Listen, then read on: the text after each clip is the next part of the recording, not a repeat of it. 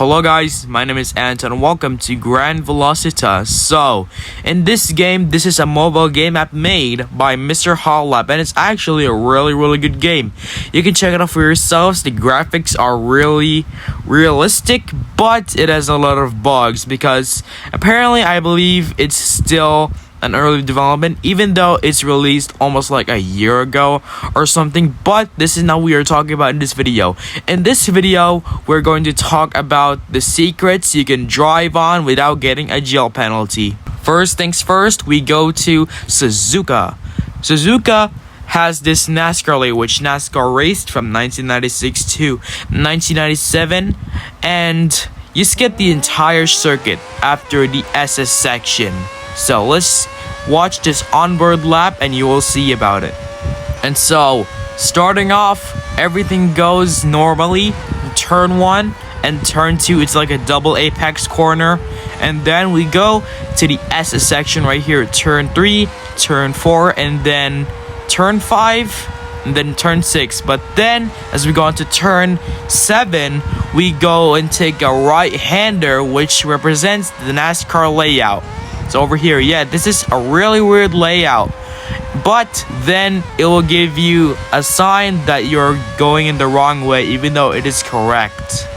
But then again, Gran Velocita's multiplayer says that the online multiplayer racing is just for fun and games, so you can try this layout out for fun. The next thing we got is the chicane during turn 12, and so let's watch just as we go into turn 11. But then as we go into turn 12, there is a chicane which you can actually take without getting jail time, even though there are these 4 cones which is blocking the chicane, but you can take it anyway as you can go through it. The next we got is this pit lane, which is after the spoon curve, and so let's go on here. But then there are another set of starting grids here, and then there is this pit lane which is relatively short.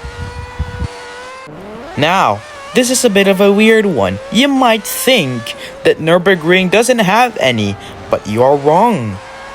So let's take a look here as you have to actually go in reverse. We have to go to this very long straight, but then as you wait a bit, come on, you will see this entrance which leads you to these 2 houses, which I think they are houses, but I think these are tourist places, and also those are actually real places on Google Earth. And so let's hop onto Google Earth, and I was right, it is indeed a tourist place.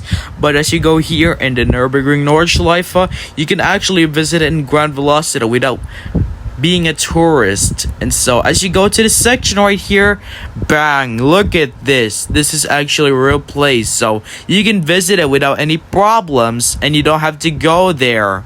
So you can check it out by yourself without even having to go to the Nürburgring and checking it out and visit there.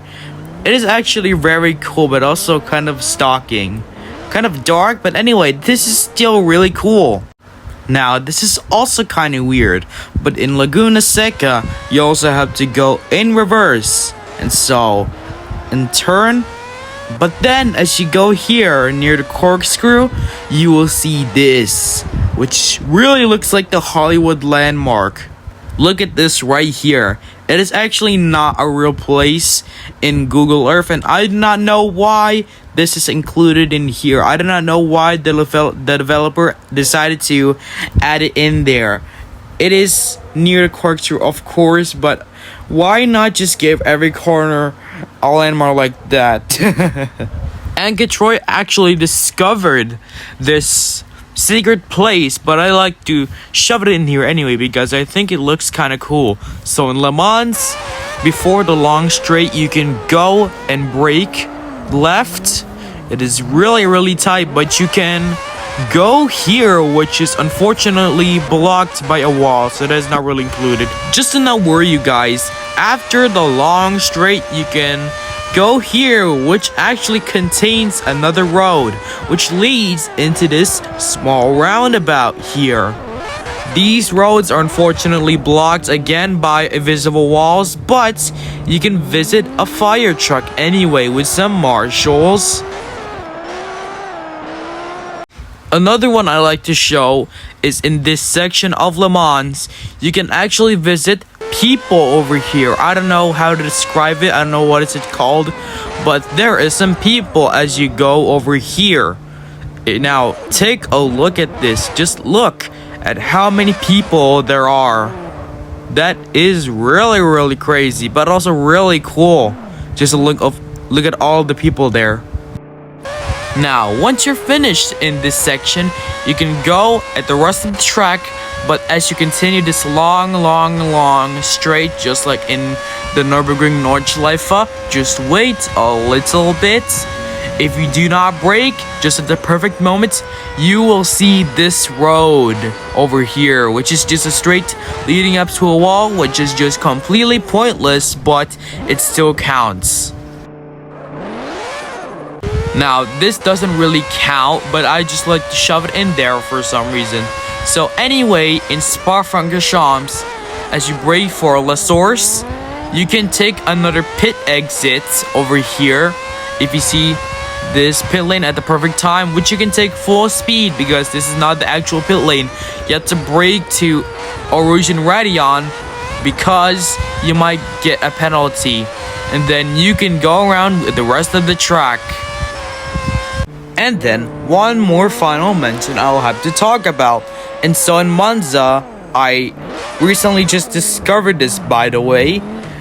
When you go to Monza, you'll have to go to the pit lane backwards, which leads you to this area right here, which will let you inside the track, which is completely ridiculous ahead of the other ones. This is really the best one for last.